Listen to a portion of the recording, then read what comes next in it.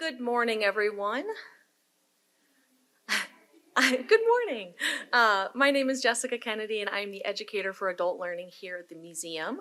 I'd like to welcome you all to this year's panel, If It Wasn't for the Women, Grounded Perspectives. And I'd like to begin by saying that this program is generously supported by the Mary Strauss Women in the Arts Endowment. Since 2011, the museum's Romare Bearden Graduate Fellow has created, planned, and facilitated this panel celebrating women of color in the arts. The Romare Bearden Graduate Museum Fellowship is nationally renowned as one of the oldest and most robust museum programs in the country dedicated to increasing diversity among professional staff in the museum field. Fellows receive hands-on work experience in various museum functions, including curatorial, public programming, interpretive materials, registration, audience development, marketing, and development. Specific assignments are tailored to the needs of the St. Louis Art Museum as well as the Bearden Fellows' skills and interests. I've had the pleasure of working with the 2022-2024 Bearden Fellow, Charlie Farrell, on several programs and projects, in addition to today's panel. Prior to her appointment at the St. Louis Art Museum, Charlie was an intern at the John and Mabel Ringling Museum of Art in Sarasota, Florida. She has received her Master of Arts degree in art history with a focus in museum and cultural heritage studies and a Bachelor of Arts in anthropology, both from Florida State University. Some of Charlie's current projects include curatorial research, membership programs, and access programming. Please join me in welcoming Charlie Farrell to the podium.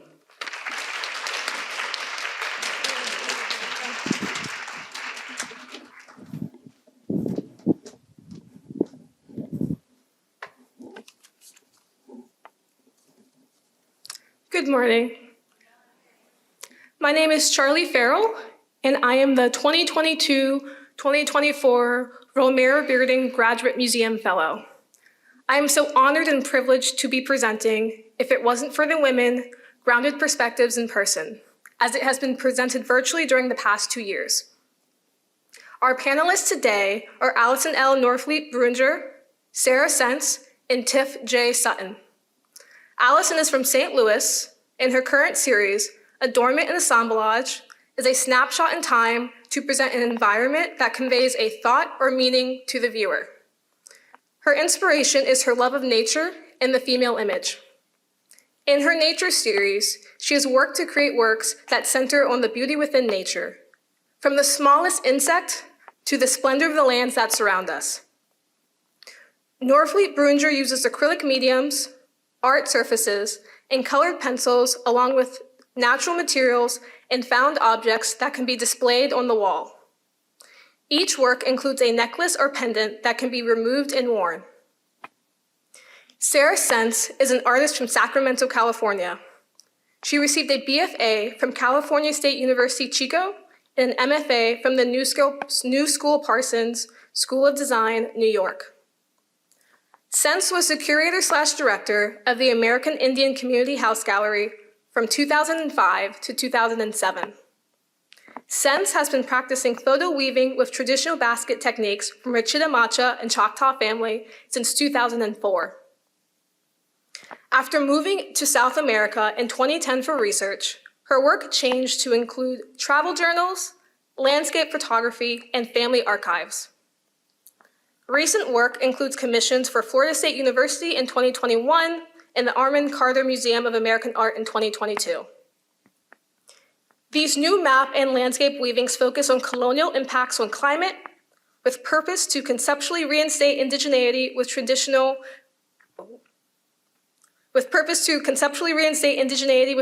weaving patterns, while decolonizing colonial maps. Tiff J. Sutton is a portrait photographer based in St. Louis.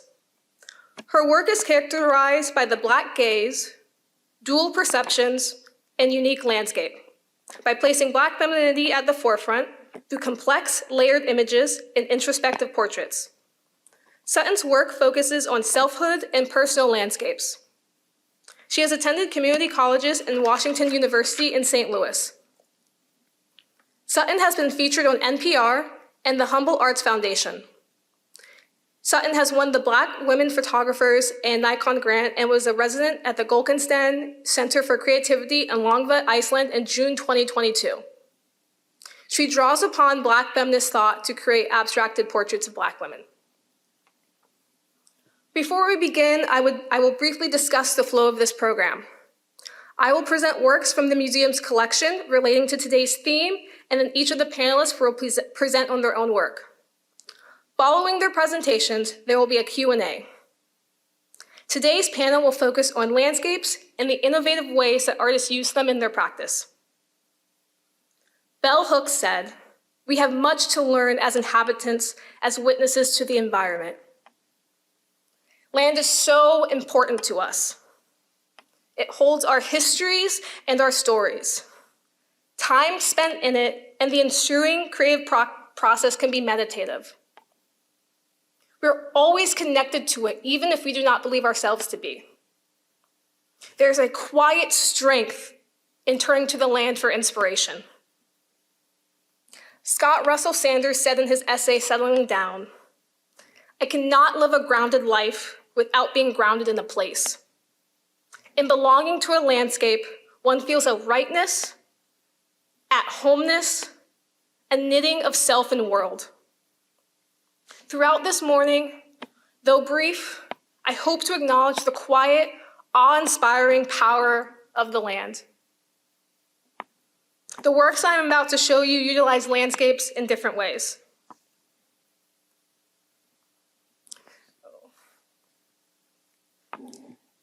Behind me is Landscape by Mattie Lou Mitchell.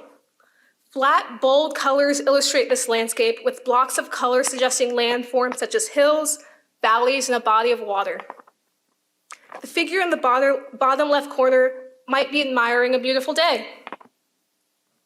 This rural landscape is reminiscent of an idyllic agrarian America. Personally, for me, it invokes a peaceful, still day, a kind of day that reminds me that there's beauty in this world. Mitchell may have been inspired by visits to her grandparents' home, who were farmers in the Mississippi Delta. It is also possible that this is a work created from her own imagination.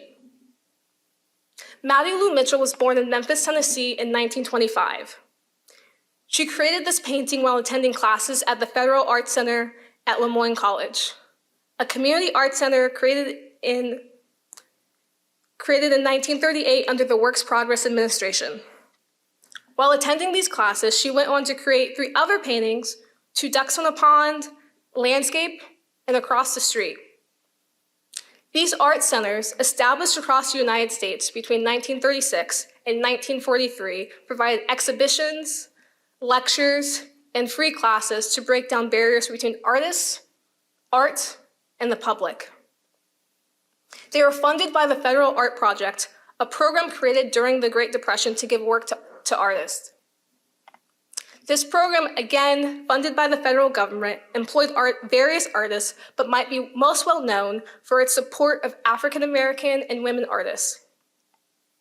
Artists such as Charles White, Elizabeth Catlett, Augusta Savage, Aaron Douglas, Selma Day, and Vertus Hayes worked on a WPA project or at a community center at least one point in their careers. The Lemoyne Art Center was instrumental in its community as it was a space for African American artists in Memphis to hone their craft and in addition learn from other artists. Plans were made for courses in art appreciation, art history, sculpture, weaving, and leatherwork.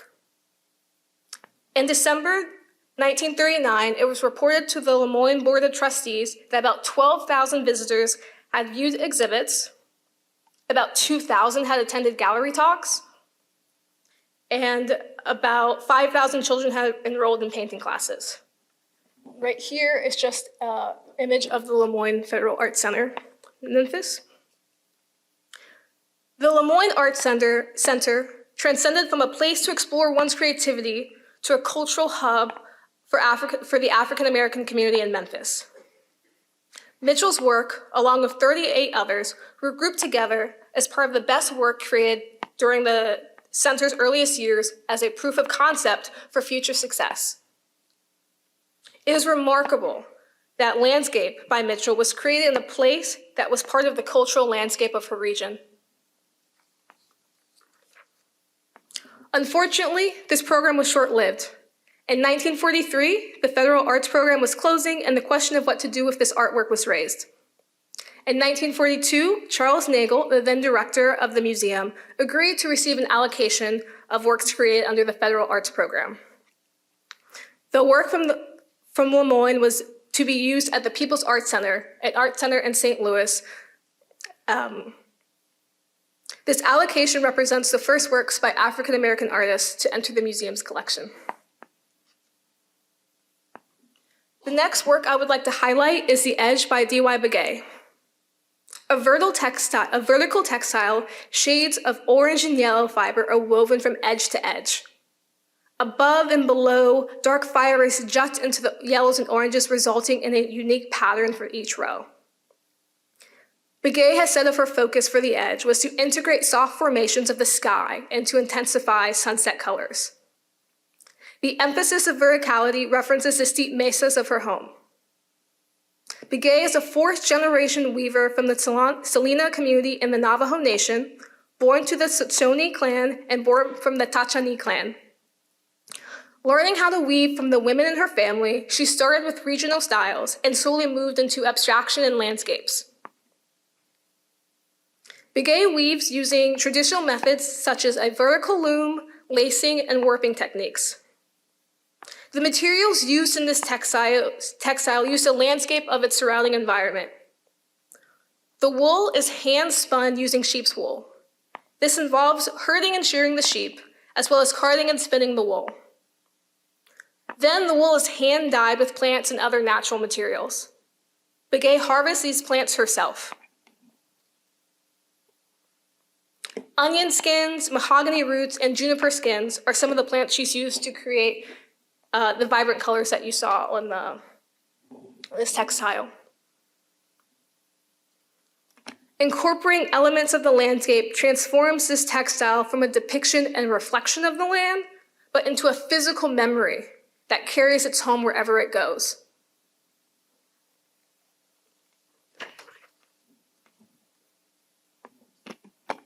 Lastly, I'd like us to look at Untitled Box Spring by Carrie Mae Weems. Carrie Mae Weems is a photographer, text-based video and installation artist who explores issues and subjects relating to African American culture, including politics and identity. Before I progress, I would like to acknowledge a recent achievement of Weems. About a week ago, she was awarded the Hasselblad Award, which is an international photography award considered the most prestigious in the world. She is the first African American woman to do so. Untitled Box Spring in a Tree is part of her Sea Island series taken from the Sea Islands, a chain of islands along North Florida, Georgia, and South Carolina. The islands are currently inhabited by the Gullah Geechee people with strong ties to the region. Their ancestors were forcibly brought over to this region for their expertise in rice and indigo cultivation. The physical isolation of the islands and coastal plantations has lent itself to a culture with strong African roots. This photograph is part of a larger series exploring the power of land and the history and memory and culture of the Gullah Geechee. This silver gelatin print depicts a box spring mattress resting in between the fork of a tree. Next to the tree hangs a dark medicine bag. It is not by happenstance that a community fully aware of the importance of the land that this mattress and the spirit bag are outside. This mattress is a spirit catcher, a barrier. It traps spirits that would do harm to its residents in its spiral springs. This mattress thus becomes part of the physical landscape, a landscape that has been altered to protect. Weems' work reminds us that landscapes can be malleable to our needs. The natural world and human intervention mingle to create a new landscape, a landscape that's not passive to the events surrounding it, a landscape that becomes an important ally in human machinations. Thank you. I'd like to invite Allison to the podium next.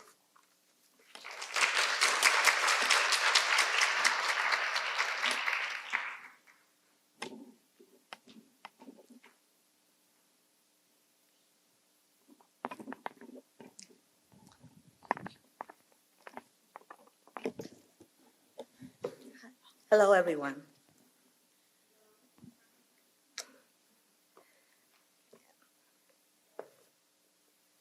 Well, my name is Allison Norfleet Bringer, and I'm a mixed media, jewelry, and assemblage artist.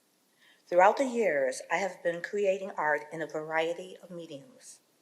In my early art journey, I was into fashion design and all things fiber. To this day, I also work within the graphic design field for a variety of art galleries and art organizations. Since moving here with my husband James from my hometown of Detroit, Michigan, my direction in my art has changed.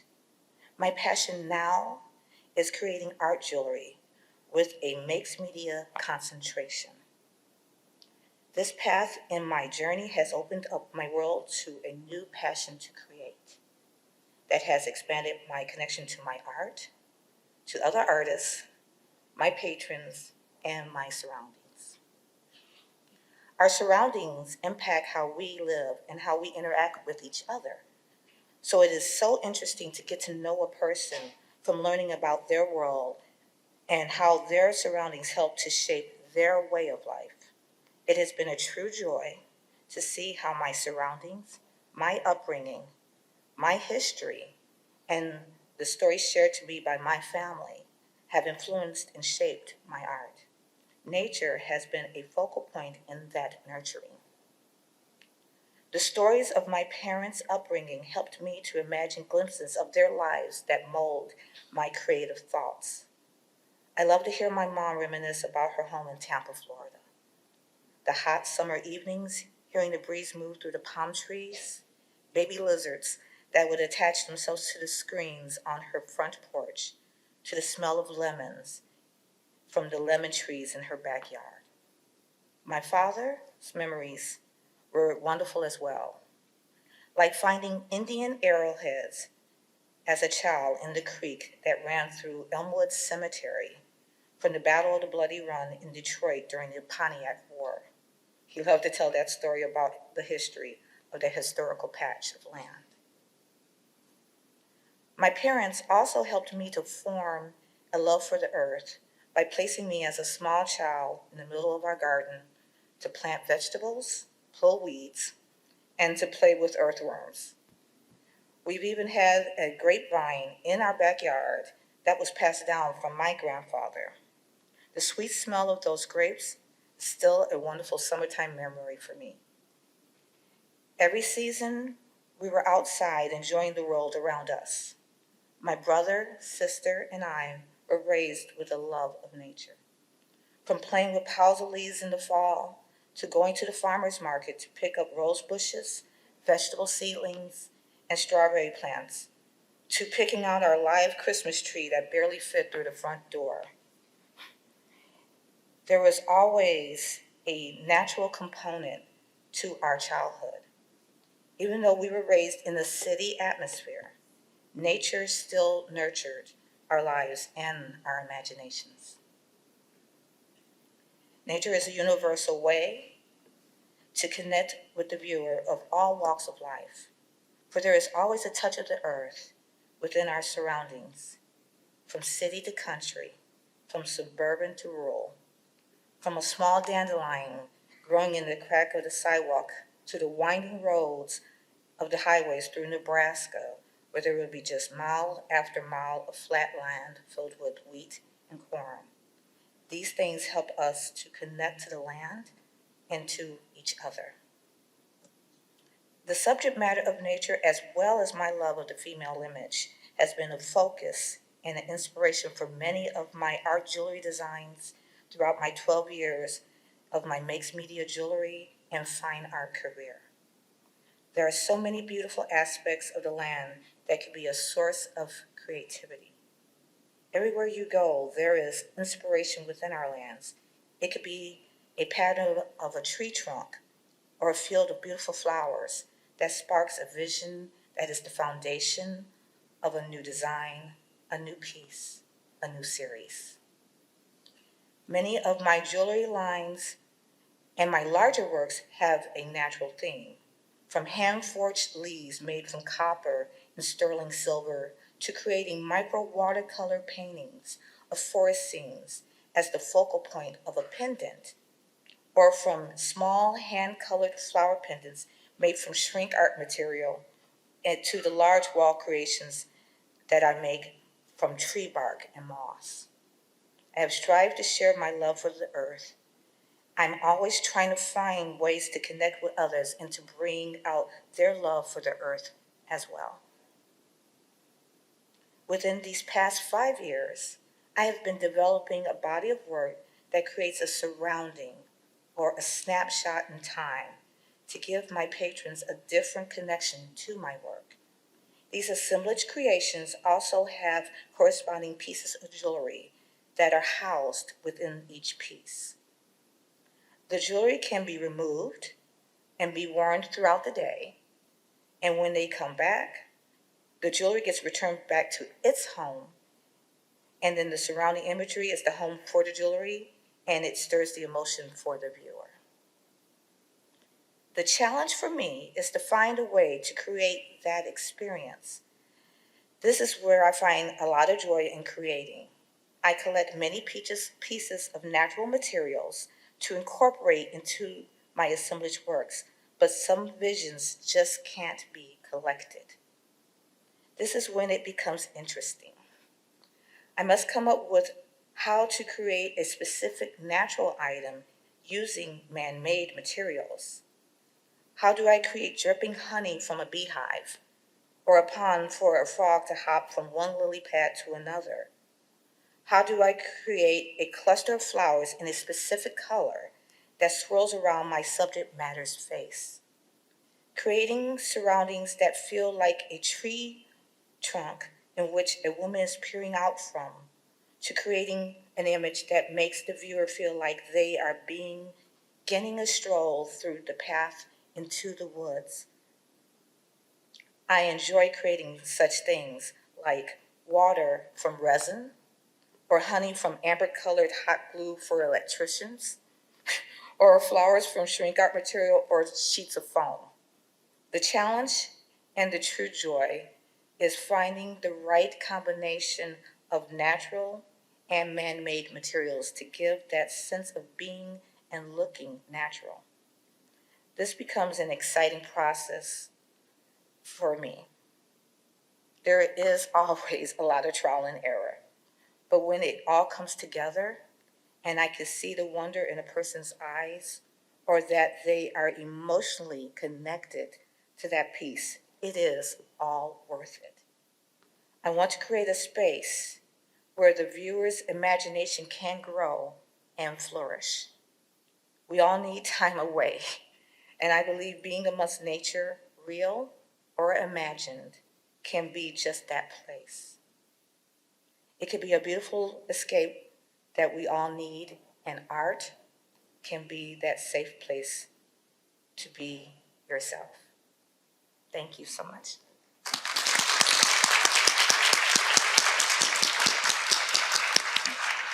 Jessica, I think I dropped my phone underneath the seat.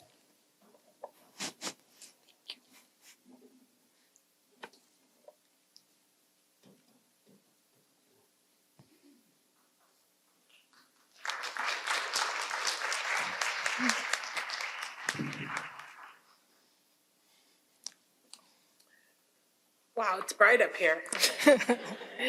How is everyone doing this fine afternoon? We're okay? Awesome. So, how many of you like hiking? Really? That's so many of you. I hate it. Hate it, hate it, hate it. Oh. So I normally stick to Forest Park, or Tower Grove Park, with my mom, who is not here. So when she gets here, all of you look at her discerningly. So my talk is a little bit about how I love my backyard and other people's backyard, and also the park. So I don't know if you've noticed though, but there are no basketball courts in Forest Park. Now there will be, but as we are right now, there aren't any. So I wanted to ask yourself, why aren't there? Since so many people play basketball and we're mostly kind of a mixed race or biracial, even predominantly black neighborhood, why there aren't so many basketball courts.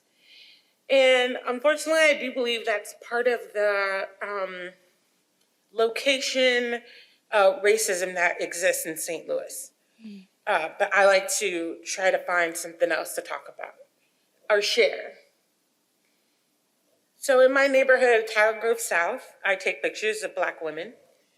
Of course, at first I took pictures of black men as well.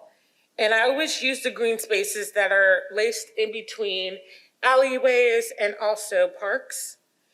And I photographed women recently because I want to support my fellow black women. And during the pandemic, I received several grants and was able to pay my sitters a modest fee for their time and effort. And I think everyone just enjoyed having money, so it was fun. So now we get to my layered portraits. They're called double exposures or multiple exposures. They're done in camera. I have a film camera, but I can also do this with digital cameras. But it allows me to take several shots on the same negative of frame. So it just, it creates kind of like a weird abstract image. I mean, as you can see, the girl on the right has no face. So it creates sort of like an ambiguity to it and wondering who this person is. Now, these two women are both in their backyard, so this is land that they own. And it's important, it's always been important to me to have a house. I want a house so desperately, even though I cannot afford a house, I will get one eventually. And to have a backyard space, even within my apartment building, is just an immense love and nurturing space to be with my boyfriend and cat. So then I realized there aren't many black bodies in art museums, or contemporary art museums as well, especially in the sculpture garden. So we have the girls on the left at the sculpture park back here in SLAM. And then the girls on the right are at the Contemporary Art Museum, the Contemporary Art Museum in St. Louis over on Washington Avenue. And both of them stand near art pieces. And it's interesting to me that there are very few art pieces that depict the black body or the black woman body. So it's just very interesting. So I like to try to put black bodies where I think they should be. And this is my way of getting my art into the art museum. So it's a little bit of both. And then there is my mom. She just finally got here. So it's a good thing that she's here right now.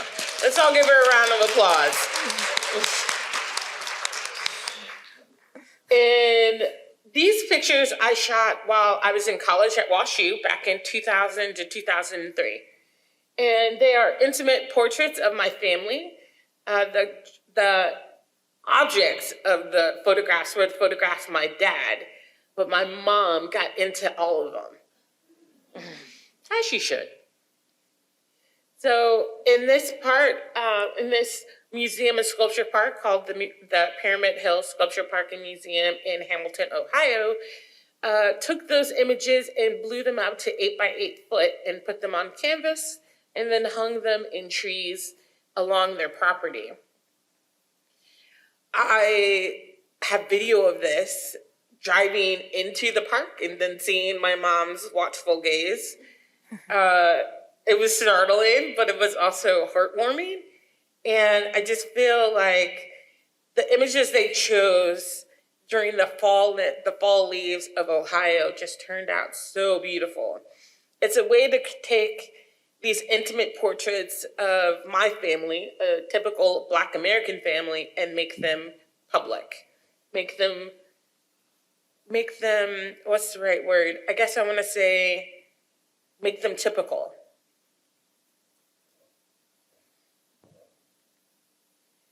Now we go into self-portraiture, which I've been working with for a while now. Myself in the backyard of my rented apartment where my cat usually is. This was in the spring after I returned from Iceland. I have images of those in a minute. And I wanted to photograph myself in nature because I wanted to look at my body and how it is how I relate to nature. And some of these images, they're all double exposure or triple exposure. I'm looking at them right now. And they really speak to the different ways I see myself. So, of course, I'm a Black woman. I'm also a bigger Black woman. And how does that relate to nature itself? Since I hate hiking, and I'm not going to climb a rock anytime soon, how do I relate to this nature? It's St. Louis. It's my hometown. And it's just a wonderful spot to be. In your backyard, it pains me that it's not mine because I want to do so much stuff with it. And I want to be around the trees, the forest, the woods, and this is my little part of it. So I also love being in my pajamas. And the backyard is a nice, safe space to be in your pajamas because, no one really is around, hopefully, looking at you. And so near the garage where I park my car, it's just me looking at the camera and really gazing and really confronting the viewer.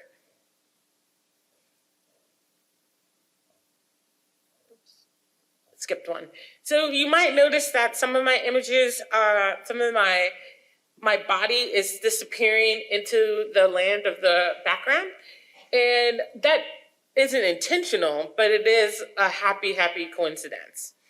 And I just wanted to be a coincidence because it kind of shows how I'm disappearing into the nature. And it's not like I'm disappearing out of sight, out of mind, but just becoming one with it. My cat's on the opposite side of this camera, of this image. And in this one, it was just more of the same. I'm disappearing in a lot of them. Sometimes you can see me, sometimes you can't. And you can see the different expressions on my face. So it's just about really being a non-monolithic Black woman and realizing that, we're all kind of like this. And I think you can actually see my cat in this one. Anyway, so this one was also about the Black woman experience, trying to look into the camera, but also differently how I had the images before were layered on top of each other. Now I'm trying to spread those images out. Then we have a little bit about our fire pit, and I've doubled myself in this one. To me, I've always wanted a sister, or better yet, a twin. In my mind, her name is Stephanie, and we have a lot of fun together. And then we also have another one named Daphne, and we're all very good friends. We love each other. It's a whole thing. And it's a way for me, as an only child, to feel like I belong when my mom or dad's not there. And actually, I live with my mom now. So then I went to Gokstad in Iceland, and that was very far. But I really enjoyed it, and it was really this awesome place to be. And I went there to photograph Black American women that chose to be expatriates there. Couldn't find any. Might be a surprise. Then I went to find Black women who were born and raised in Iceland. Couldn't find those. Then my camera broke, got lost a couple of times. And then I realized I'm Black, I'm American, I'm a woman, I just photographed myself. So that's how that worked. It was sort of impromptu, but I think the images turned out pretty beautiful. There's a volcano in the background. It's not active, but wouldn't it be cool if it was? That's a lake near the town that I was in. And I mostly spent my time half undressed in the middle of the water. And keep in mind that these are all in the middle of the night, even though it looks about 5 o'clock. And it's very cold. I think this day it didn't get above 40 degrees. And actually the water was a lot colder. I had my boots on, it was fine. There were a couple of land weeds and trees and greenery around the area I was in, so it really felt like I was deeply entrenched in nature, kind of like a small town in maybe Mississippi or something. It was just a wonderful experience just to be around so much space and have all this time. I did go hiking in Iceland. I was tricked into it, and I fell a couple of times. It was really horrible. So that's why I dislike hiking so much. But in this picture, I'm just kind of like on flat land, and I was very pleased with that. And then again, my sisters are with me, as always, and we're just being around each other. It was really lonely for me in Iceland, not just because of the lack of American Black women, but just because I was away from my Black women, my family, my mom, my aunts, my cousins. And I just tried to show that as much as possible. This is me searching for whales because there was a whaling ship in the distance and I really, really wanted to go on it. This is also searching for me and searching for other Black women as well, just finding my space, my place within Iceland. I'm going to Germany this August to find more Black women. I've done better research and I know they're there. And I think it'll be less searching and more photographing us all together, perhaps. We'll get some double exposures and really look at everything. And then maybe the art museum will buy something, so that'd be really awesome too. Okay, sorry.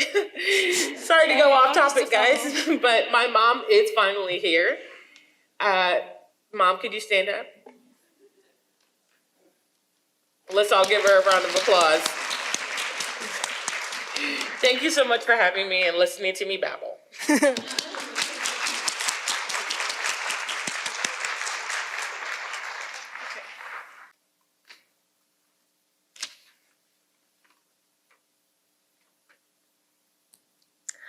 Oshnopsh kopshnosh. Sarah Sense Hee, Siti Masha Hee. Hello, my name is Sarah Sense. I'm Chittimacha, and I'm also Choctaw from my mother. I'd like to start this by saying, first of all, actually, I want to say thank you to the mothers, and I wasn't planning on saying that, but after hearing you speak, Tiff, and after having a conversation with Allison about moms and how supportive and wonderful they can be, and also it is Mother's Day in England today, and my husband is British. But I think that it's sort of fitting that we're all talking about moms in a way in a panel that's about being grounded and being about connecting to land. And that is ultimately our biggest teacher in being a mother, I think, is Earth. I'd like to also thank the St. Louis Art Museum, Charlie Farrell, and Jessica Kennedy for having me here, and for all of the gracious people who have been letting me sneak into archives and look at journals and maps, which is my favorite pastime these days. I'm going to talk a little bit about the history of why I weave and what it is that I weave. I'm going to read two things. One is about being a mother, and the other is going to be a statement that is explaining the work that I'm doing now, because I think that I would trip over my words if I didn't read it, because it's all kind of new for me to be able to draw on all of these different connections. So these first few minutes, I'm going to make some particular points about my walk through my journey of weaving. I didn't grow up on my reservation. I grew up in California, and when I went back to my reservation, I was a teenager.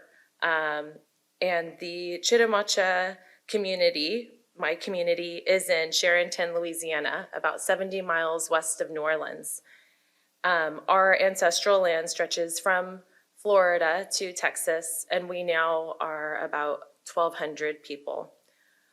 Going back there and learning about the family that I had and being able to reconnect with my family and then also make friends was very impactful for me, especially as an adolescent. And that whole experience of recognizing ruptures in families, breaking away from families, renewing family communication, were all life lessons that I feel like are carried through all of the work that I make. While I was there, I did a summer youth program where I was working with young kids from 5 to 13, and I did this for 7 years. So my summers, while I was in undergrad and graduate school, I was in my native community in Louisiana working with the kids. While I was there, I was photographing the landscapes with very casual Pentax point and shoot cameras. This is a tanning salon called Native Tan that was on the reservation behind a house. And this is the first image that I wove. So at the time I was living in New York, and I think that it was my brother that really inspired this sort of idea of photographing this very ironic space. And in that same trip, I went to our then chairman, Alton LeBlanc, and I asked him for permission to weave, explaining that because my mother wasn't weaving and that the family of weavers that is in my bloodline ended before my mom.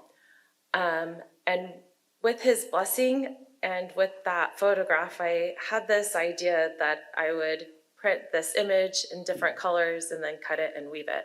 So this is the first weaving that I made. It's 8 inches by 8 inches. And then I did it again with smaller strips.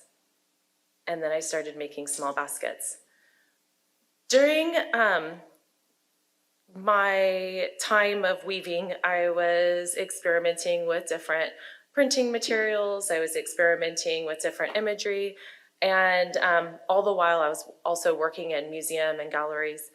And I left the institution, working for an institution in 2009, and decided to go and live abroad. And I had this sort of mission to interview and learn about art from Indigenous artists within their community in the Americas. This project is called Weaving the Americas, and I traveled through 12 countries and I interviewed over 62 Native artists in their studios or in their communities.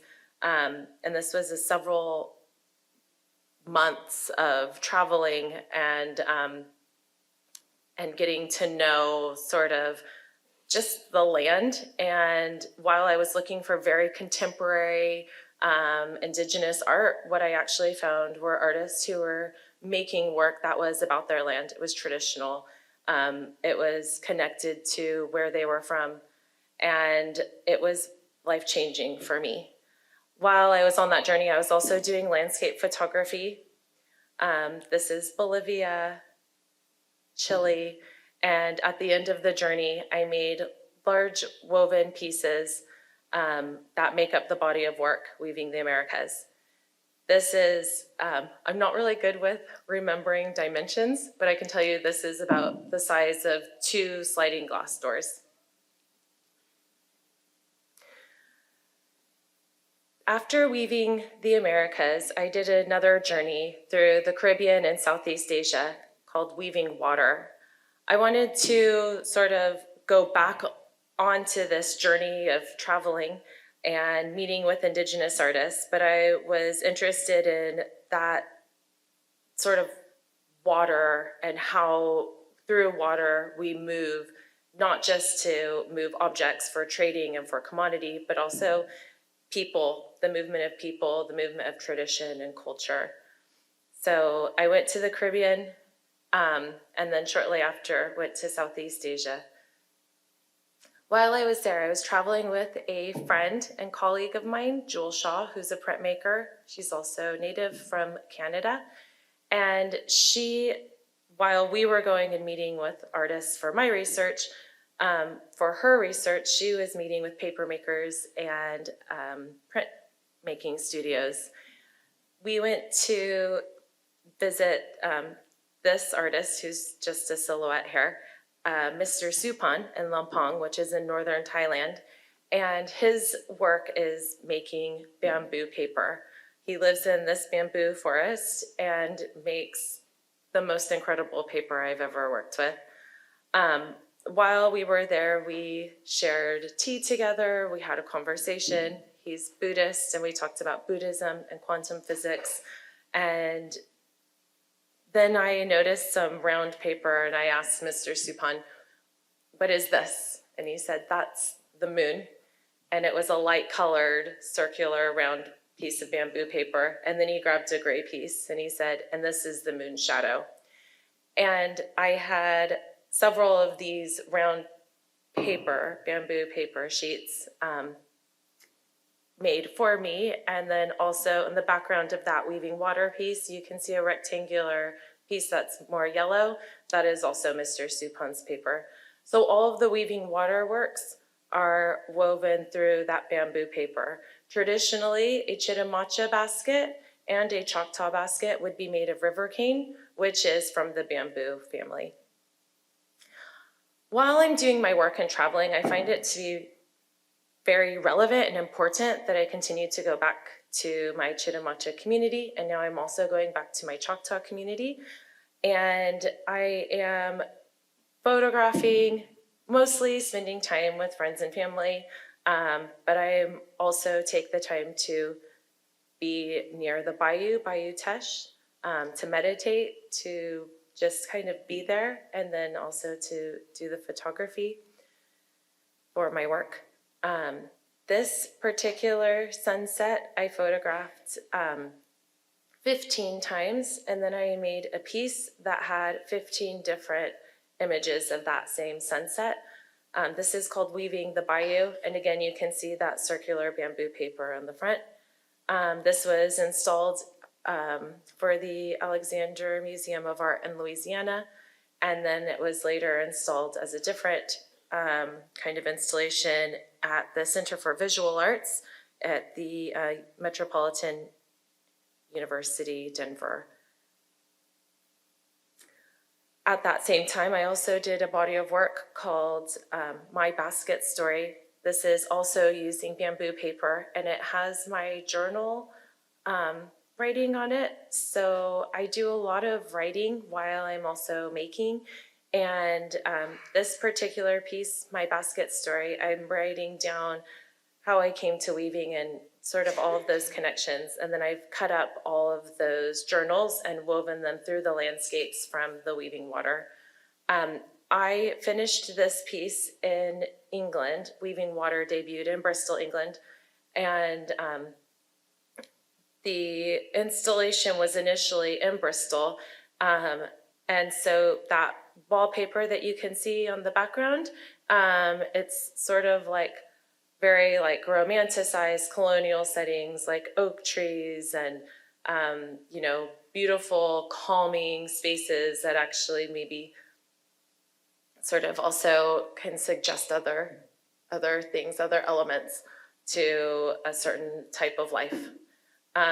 This particular wallpaper that's in the background of the Bayou Teche, Weaving the Bayou, is, I have a hard time with this word, and you guys can help me. Fleur-de-lis, is that right? That like traditional shape that you find in New Orleans. So I thought that that sort of like French colonial symbol was appropriate to be behind the Weaving the Bayou piece, whereas the sort of like British colonial wallpaper symbolism being behind the weaving water. In 2012, my grandmother gifted me 2 Choctaw baskets. And this is actually a flat mat, but it was for me, a new design and a new pattern to work with. For my next body of work, again, with the theme of mothers, this is my grandmother holding my mother when she was 3 days old. And it was the first photo that of my mother. This body of work is called Irish Choctaw Relations. After meeting my husband in England, we had to get married in another country and then move to another country because I went to England on a tourist visa, not knowing I'd meet my husband. So that's life abroad. At least it was for me. It was a little bit dramatic, but looking back on it, it was very fun and exciting as well. When I was looking with my husband, Joe, at other countries that would be good for us to live in, we talked about, of course, France, and he speaks French and I don't, and Spain, and I speak a bit of Spanish and he doesn't. So I said, there's this beautiful story about the Choctaw gifting the Irish money during the Irish famine just after the Trail of Tears. And I really want to explore this story. The exhibition was in Tulsa, Oklahoma, which is very near Broken Bow, where my grandma is from. So my grandma, knowing that I was having this show in Tulsa, she gave me her memoirs that she had been working on in her 90s. And these were written down stories about her childhood or adolescent years, her marriages, her divorces, and then becoming a world traveler in her 60s and 70s. She was the first person to share with me this story of the Choctaw giving money to the Irish. And this whole body of work became a collaboration between me and my grandmother. And I don't know if you can see it in this image, but there's text that's written through the work, and those are my grandmother's stories. So I hand wrote them on the paper before I wove them. I have to say this. My grandmother, she passed away while I was finishing this work. And the last time I spoke to her was as I was weaving this piece and finishing it. And I finished this at my parents' house, and it was on my mom's birthday. And the phone rang, and even though it's not my house, I answered the phone because your mom's house will always feel like your house. And and it was Grandma calling my mom to wish her a happy birthday. And I said, well, Mom's not here, but I'm so glad you called because I'm just finishing this piece. And I told her of the image, and she said, oh yeah, that was a photograph that was taken by a neighbor. He asked if he could take my picture with my new baby, and that, Charlotte was only 3 days old. So that whole story for me, that being the last time that I spoke to my grandma on my mother's birthday, of the photo of her being a newborn, and then woven through this landscape where I was pregnant at the time with my first baby. So I think that these sort of really, I don't know, I just feel really blessed to have these kinds of stories and reminders that everything is connected in such an intimate, beautiful way. Those words that my grandma put together, I continued to write through the next body of work called Remember. But with it, I added a poem that I wrote just 2 weeks after my first son, Archie, was born. Archie was born in Ireland.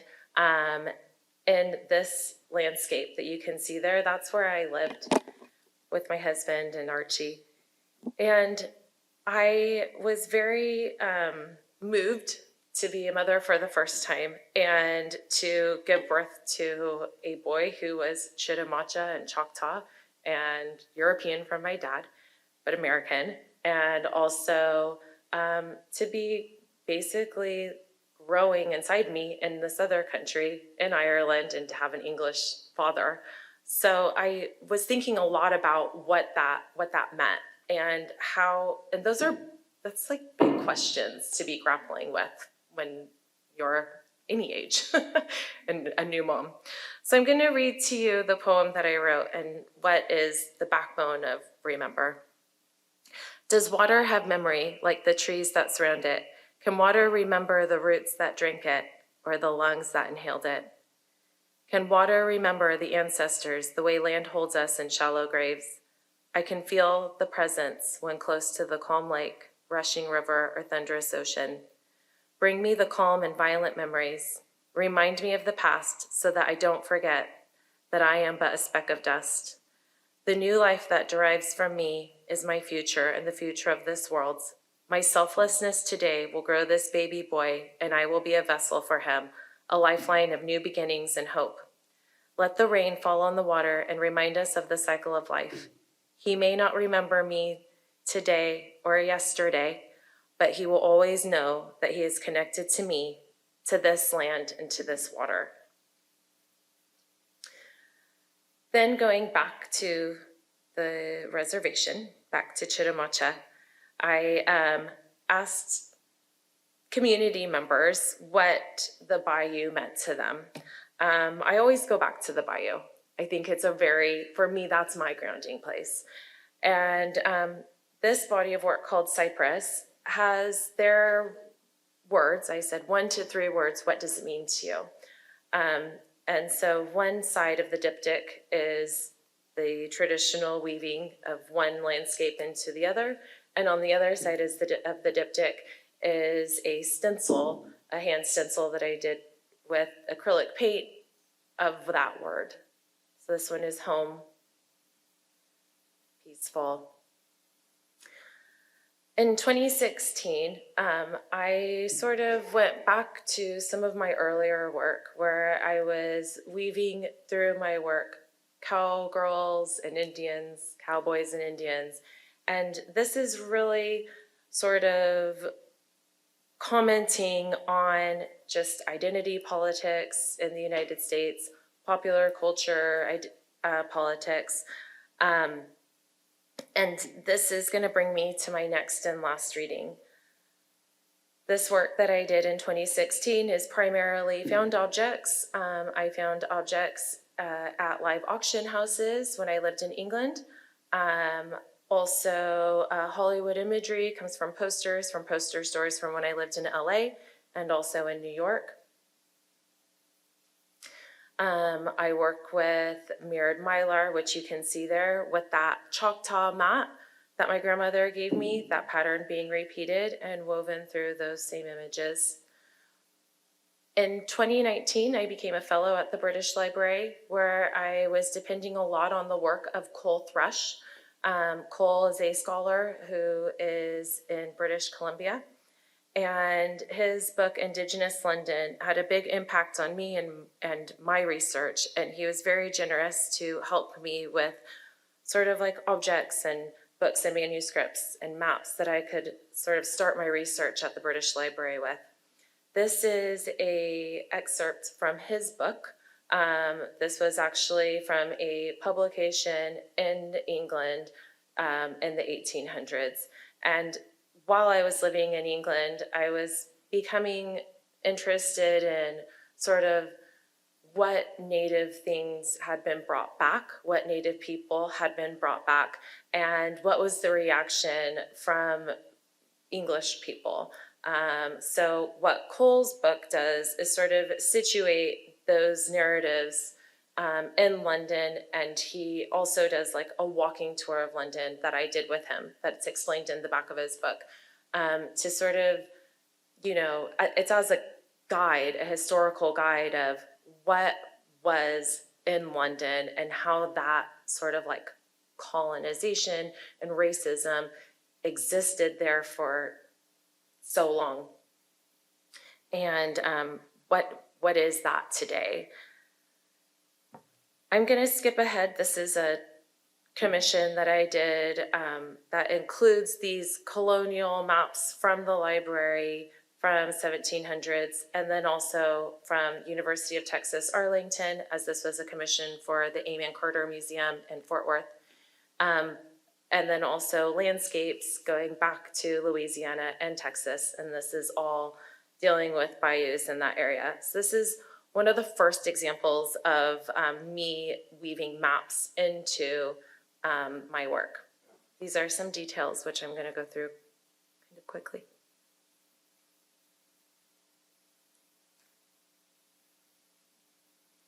This is called Bayous Meander, Water Heals, Trees Remember, Roots Meander. And it's 4 panels, and it's now in the Denver Art Museum. Also right now in Denver is these 4 pieces. This is an installation of my current work, Power Lines. So I'm going to stop here, and I'm going to read this, and then that will conclude my talk. Drawing on inspiration from the British Library's collection of maps, rare books, and manuscripts, Power Lines holds stories of British settler colonialism in native North America while reclaiming Indigenous place with landscape photography and space with traditional Chitimacha and Choctaw basket weaving. I am practicing familial patterning with photo weaving of digitally reproduced images that retell settler colonial stories of plantations, treaties, wars, forts, displacement, and deforestation. The weaving meanders through a host of imagery from my 18-year photo weaving and image collecting practice while focusing on research from the British Library from 2019 to current, and includes research at Tulane University, Amon Carter, and University of Texas, deepening integrated concepts of the Mississippi River, Bayou Teche, New Orleans, and the Gulf of Mexico, all in part of my ancestral land of my Chitimacha community.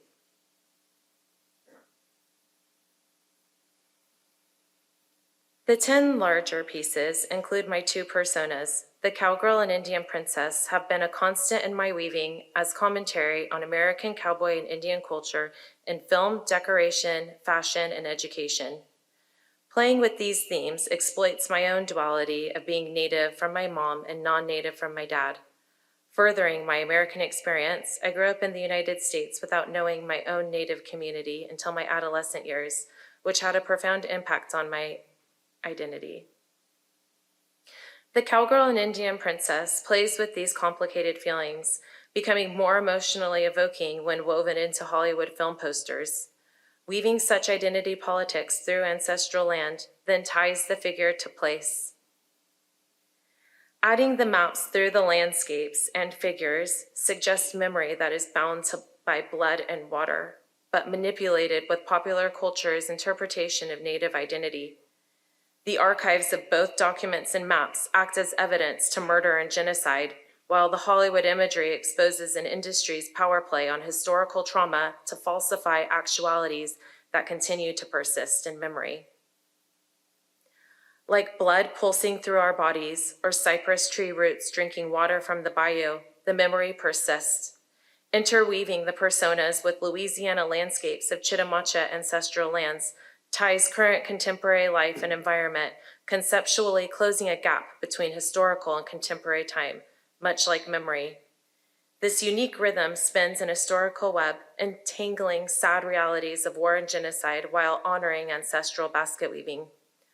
As the pieces move through a cartographic chronology, the aesthetics of coastlines and reference points draw lines, shaping circles, layered lines with imagery from stories, visually implying Indigenous perspective of colonial effects of climate change on community and landscapes, assimilation as marginalization, and loss of tradition and culture with loss of land. These maps, along with settlers' letters to the British monarchy, layered over each other with photographs, then interwoven with Chitimacha and Choctaw basket patterns, re-indigenizes the objects.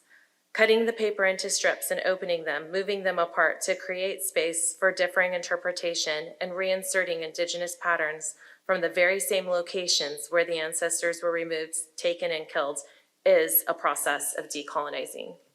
Thank you.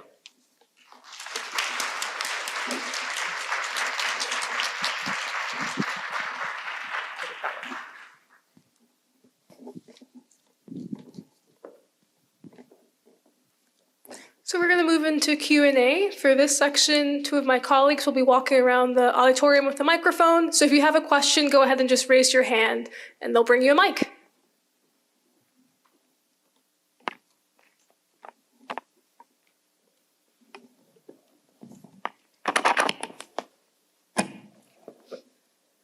So my first question, did everyone hear me? Yes, okay. Tiffany, your residency was in Iceland, which is an island. How do you think being in an island environment that's so cold and different from how we, typically see islands, how do you think that influenced your work? I chose Iceland because it was far away from what I'm used to. I've been out of the country once, and that was to the Dominican Republic, and I wanted to go somewhere that wasn't typically where you would find Black people, which is probably why I didn't find any. And I thought about that. There is one story where there was an enslaved man who stole upon a boat and ended up in Iceland, and I really wanted to take a part with that history and then that knowledge. And it just seemed so far away and so big that I really wanted to just be a part of it and just kind of relax myself into the space. And also, it's not common to go to Iceland. Who goes to Iceland? It's cold there.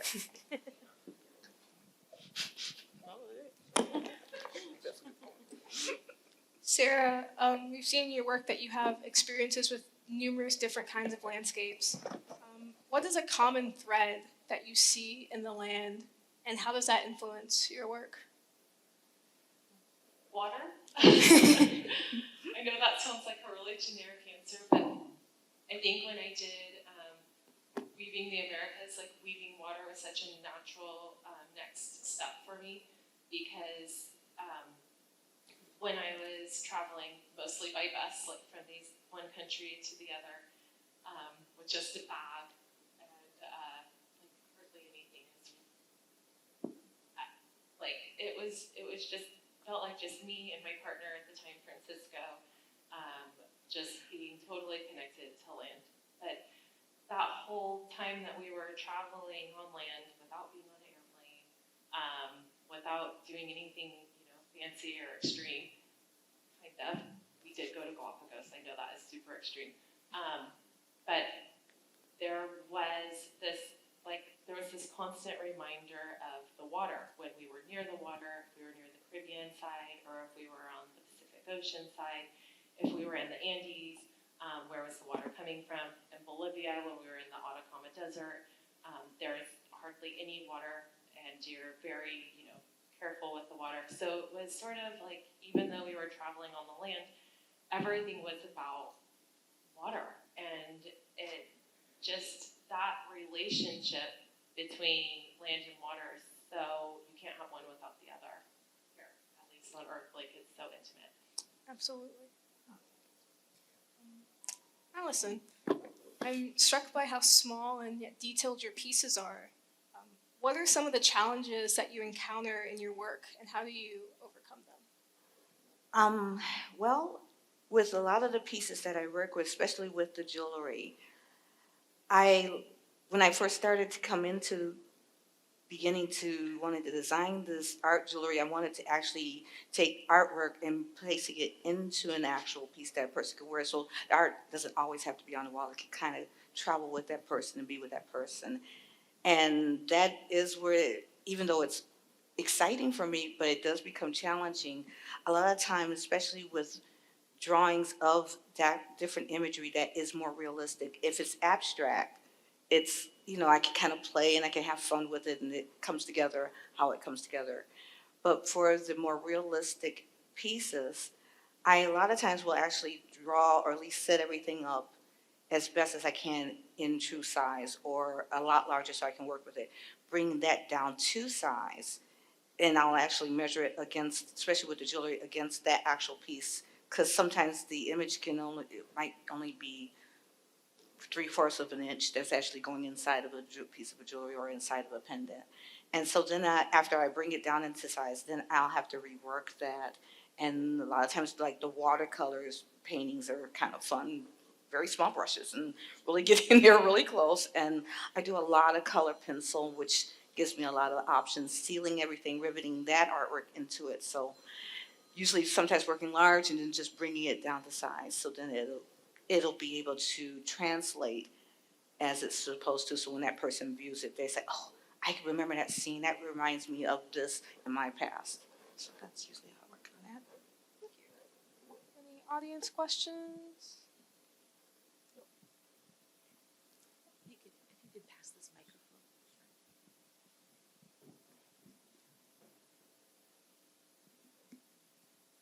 This is for Maddie. The path less traveled. How long did it take you to create that? I think I know Oh, that. that's really, okay. Oh, okay. That one, it usually, and with a lot of my pieces, I'll actually start off with a drawing. So that reconfiguring it, the larger pieces usually would take approximately a good couple of months of actual really working on the piece, but the concept, it's really, for me, when I'm traveling around, I can literally see something like my husband and I were going into one of the forest areas, and I just kept looking at it and kept looking at it. It's like, I want to have that someday. I want to have that type of view. And so then I'll start sketching and then sketching. So that could take a amount of time, but the actual placing it together would be within, I would say, a month or so. But then actually collecting, as I was saying, collecting the actual materials, that's where it becomes interesting, because maybe I'll find this and I have the drawing figured out, but oh, I really see cones and pine cones, and so now I'm out there, looking on the forest or even searching online. I have a couple of friends who do really beautiful natural pieces, and they'll say, hey, Allison, check out this area. Hey, Allison, I've gotten a whole bunch of pine cones for you here. And I mean, I literally have friends say, here's a bag of pine cones, or here's a bag of as shows, and it's kind of like, yeah, this looks really odd that you're giving me a bag, but that's okay, because everybody, contributes. So yeah, usually it'll end up in a couple of months within pieces.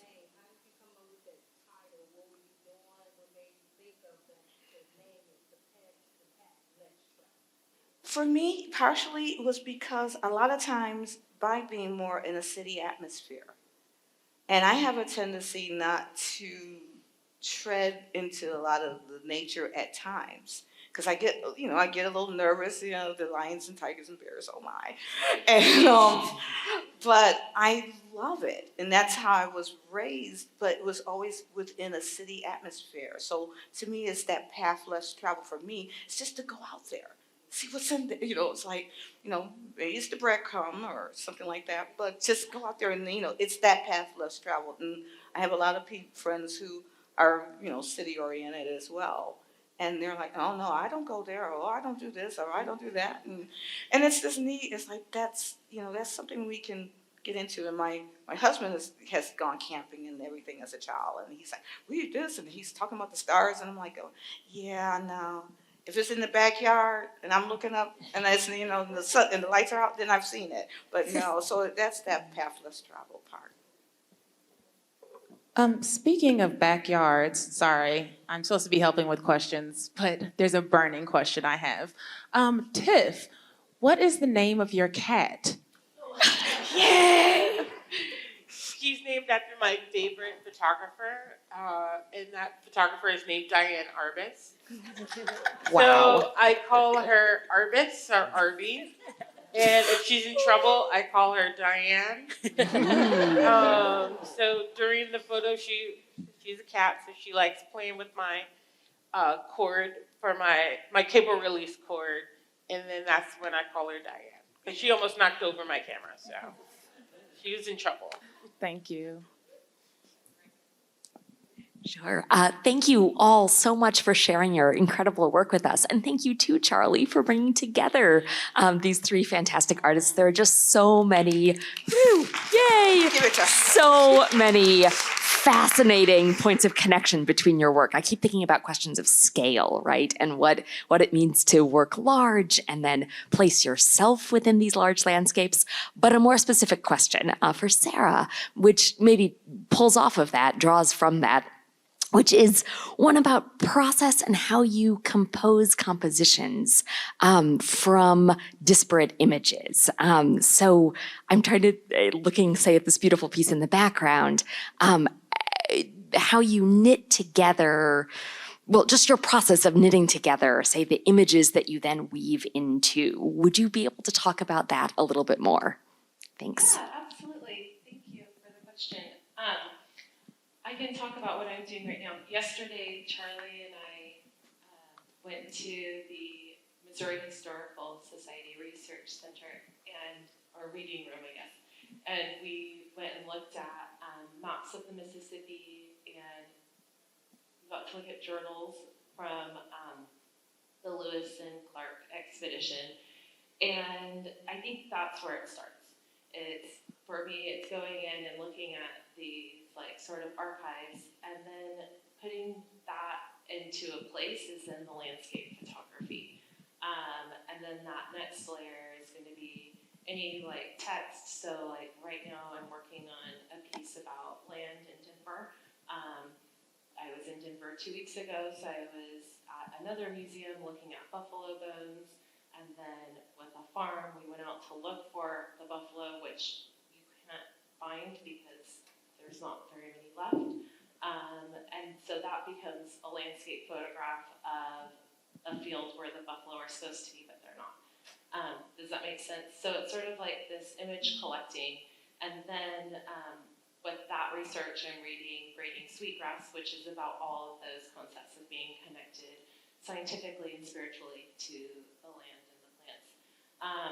So that's my research process. And then all of that then goes into my computer, where I'm working on Photoshop and putting images together and then printing. And then those prints, when I finish the printing, I'm physically cutting them. I do a wax treatment on rice paper for transparency. I print on bamboo paper. So then usually what I'm weaving together is wax, rice, and bamboo, and making decisions along the way of what's going to come forward and what's going to go in the background.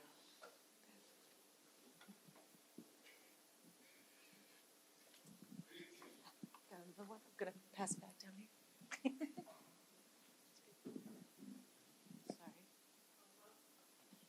I have questions for Tiff and Sarah. Let's start with Sarah, since she just finished. Okay, bamboo. I don't know a lot about the bamboo paper. Is it light paper? Is it thick? What's the weight of it? You know, and when you work, and do you have to be very delicate with it, or that's my question for you. Thank you. That's a really good question. The bamboo paper, so Hahnemühle, I think I'm saying that word right, which is I think it's a French company. Any paper people out there can instruct me and tell me if I'm wrong. But it's a paper that can go into a printer. I have a 24-inch printer where I'm printing on rolls. And so that paper is made to go through the printer. It has the same consistency and texture as maybe a watercolor paper.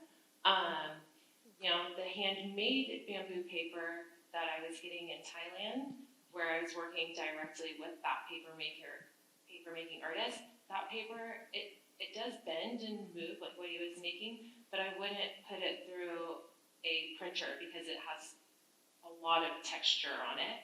I've never tried, I've written on it, but I know this is such a long answer, but the ink, because it has so much fiber in it, it kind of kills the pen. So it's more of for me, I'm not painting on the paper, but I know like you can paint on like handmade bamboo paper, but it's, you know, like anything, you just have to like really experiment with it. But the pen and mule paper for the printer, it just, for me, it's really beautiful. Like you really get a beautiful, like vibrant, like ink, imagery. So really techie, sorry, and I'm not super techie. Okay, and thank you. And for Tiff, your imaginary friends, okay? Sisters? Sisters. Well, I really like your pics, okay, the abstract, how you took the photos and made, 3, 2, and the one photo where you can see you going this way and that way. Oh. Now, my question is, how long have you been doing it? If you mention it, I didn't catch it. How long have you been doing it, and what made you start doing that kind of artwork with photos? Yeah, I've been photographing since I was 15. And when I went to WashU, my professor told me about removing the back of the camera to advance the camera and then putting the back of the camera back on. So it used to be a Hasselblad, and you could photograph again on the same frame of film. Once I learned that, I made a couple of black and white images of my sister, Stephanie. And we had a lot of fun. And then recently, I would do like tricks and everything, kind of stuff that you could do with Photoshop, but I just did it in camera. And then during 2020, I really decided to do more layering of the images to really see, get more of a sense of an idea of what that sitter was and who she was. So I started just staying in one position and moving the camera around different hands, up and down. Sometimes I would go closer, sometimes I moved back. So it just became more interesting to me to see them centered and looking all different ways. It just seemed to talk about that person's soul and spirit. Thank you.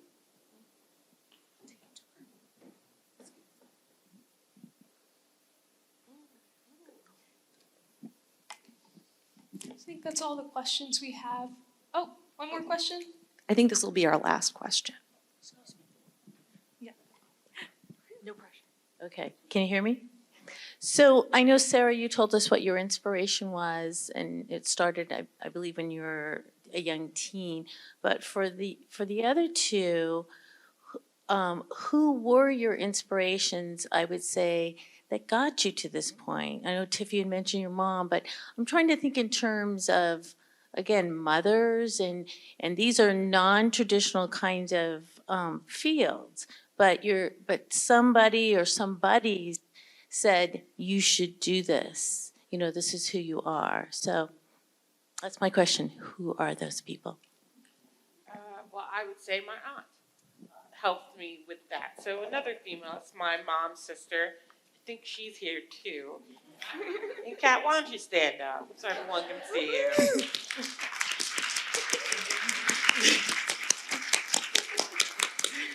She actually has one of the first landscape pictures I've ever taken of trees in my neighborhood, because I used to walk along the forest path. I live in the suburbs when I grew up.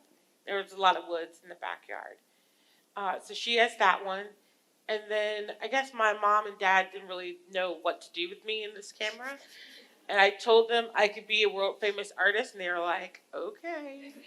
And so I just went with that. But yeah, a lot of my family members really supported me in making landscape pictures. And then later on, I started doing more portraits and everything. And now I do a lot of traveling and residencies somewhere else. And they completely support me on that. Now, non-photographic or non-family photographers that inspired me would be people like Carrie Mae Weems, Richard Avedon, again, Diane Arbus, and just showing their different styles of confronting nature or people and really just being about that subject. So I was really happy when I saw the Carrie Mae Weems that you had shown. She's one of my favorites, and she's well deserved to own a Hasselblad prize. So hopefully I'll get there too. It's actually, I kind of chuckle because I said, yeah, it's family. With me, my brother, I'm the youngest, and I'm like 42, my dad 45, and no one saw me coming. There's 14 years between my brother and I, and then 9 years between my sister and I. Again, no one saw me coming. But both parents are very, very much artistically inclined, even though my brother went towards my computers. My sister is a musician, and then there was me. And my father used to be a photographer, so that's why we were just like, and but he met my mom because she was modeling. Because his sister, my aunt, was a hat designer, and so there was always this sense of art. That's how they met, and so that was put upon me because they said, well, out of all the children, they were going different directions, and then I come along and I'm like drawing on the wall, I'm drawing on anything I can, and they just kept shoving paper, and they say, oh, wow, we got one, we have an art, we've got someone who's creative, and so the imagery, the photography, the area of that, how my dad is, how my mom, the fashion design was where I thought I was going to be going, and when I moved here, my husband was in school, and he has an art degree as well.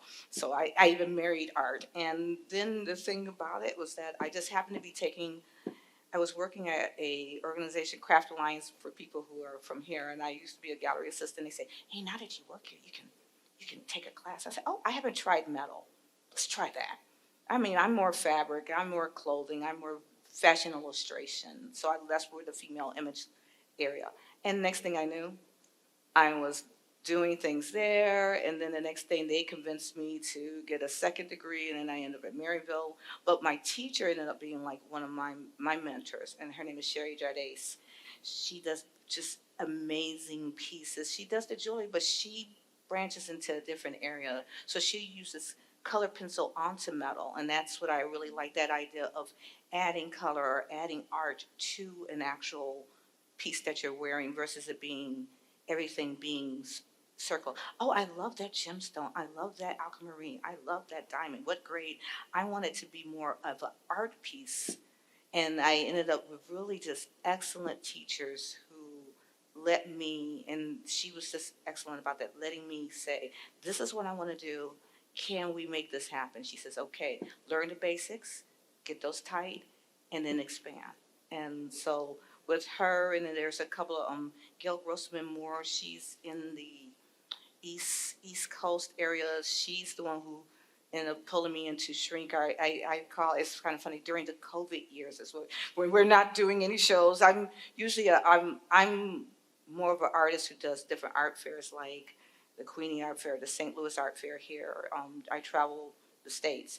Well, that all stopped for us. So then this young lady, she's contacted me because I took a workshop with her, I want to say 2017. She says, hey, there's a new material out there. It's for jewelers. I just know you'll love it because you like color, you like drawing, you're an artist more. And then I think you could do that. And that's how the shrink art started in. And then someone tells me another thing, and I just want to incorporate it into the art. So really good teachers and a phenomenal blessing in a family that's creative, that let me get out there and not make me become a secretary or something, or a doctor. No one wants that, trust me. Thank you all. I have one last question. How can we follow your work? Allison, why don't you start? Oh, let's see. I actually have a website, which is almbcollections.com. I have a Facebook, I have an Instagram, I have a Pinterest. I'm trying to make sure I do my social media side. I do more social media for other people, but yeah, it's through everything you can get through alnbcollections.com. I'm known as Tiffany Joy 1955 on Instagram, and I think also on Facebook, and I have a website, tiff with 2 F's, sutton.com. sarahsitz.com, and if you follow my Instagram, it's a lot of kid photos. Sorry. Because they're still so little. But they're really nice. Thank you all. I'd like to thank Allison, Tiff, and Sarah for your time today. It's been a pleasure and honor to work with you and host this panel, so thank you. And I'd also like to thank my colleagues who helped me pull this panel off. It was not a one-man show, so give everyone a round of applause. And I'd also like to thank you all for joining us this morning. It means a lot that you spent your Saturday with us. So, thank you.